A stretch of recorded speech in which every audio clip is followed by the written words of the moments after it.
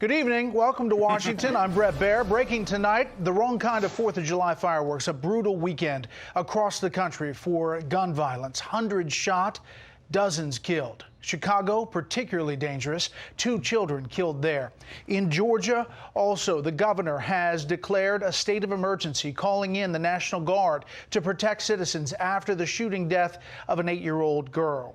It all comes amid a serious situation over the weekend in which the shootings, the governor declaring a state of emergency to protect citizens after the shooting of an 8-year-old girl in Georgia. It's coming as we have Fox team coverage tonight. Britt Hume with the divisiveness between the left and right on this weekend and what we heard over the weekend. We also have Kristen Fisher at the White House with the president's comments about the violence. But we start off with correspondent Matt Finn and the situation in Chicago. Matt. Brett, Georgia's governor will deploy as many as 1,000 National Guard troops to protect state buildings and the governor's mansion, which the governor says will allow law enforcement to patrol the streets. Here in Chicago, for years now, the president has suggested sending in federal manpower to help curb the violence here, which once again plagued this city over the holiday weekend. To see my daughter on the table with a gunshot wound to the forehead. 7-year-old Natalia Lawless was shot in the head and killed over the weekend in Chicago as she played outside with her siblings. Visualize the 7-year-old shot, bleeding to death while the family is there. Also among the innocent victims, police say 14-year-old Fernando Jones was shot and killed by gang members on the 4th of July. If black lives don't matter to us, how in the hell is it supposed to matter to anybody else? That's what I want to know.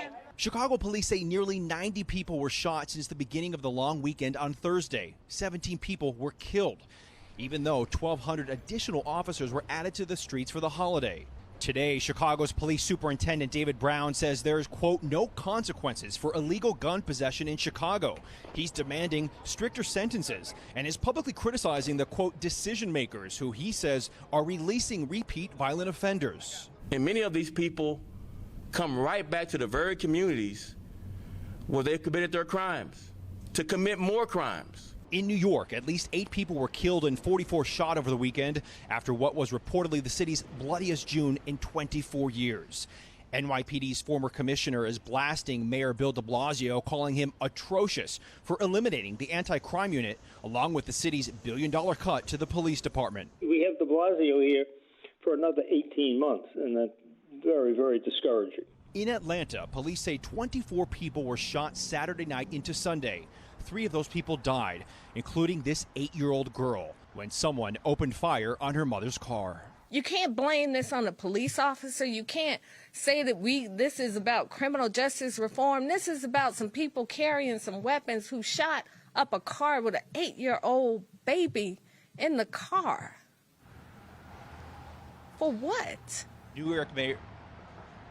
York Mayor Bill de Blasio has responded to some of the weekend violence there, saying it's directly related in part to people being cooped up during the pandemic. Brett. Matt Finn live in Chicago. Matt, thanks.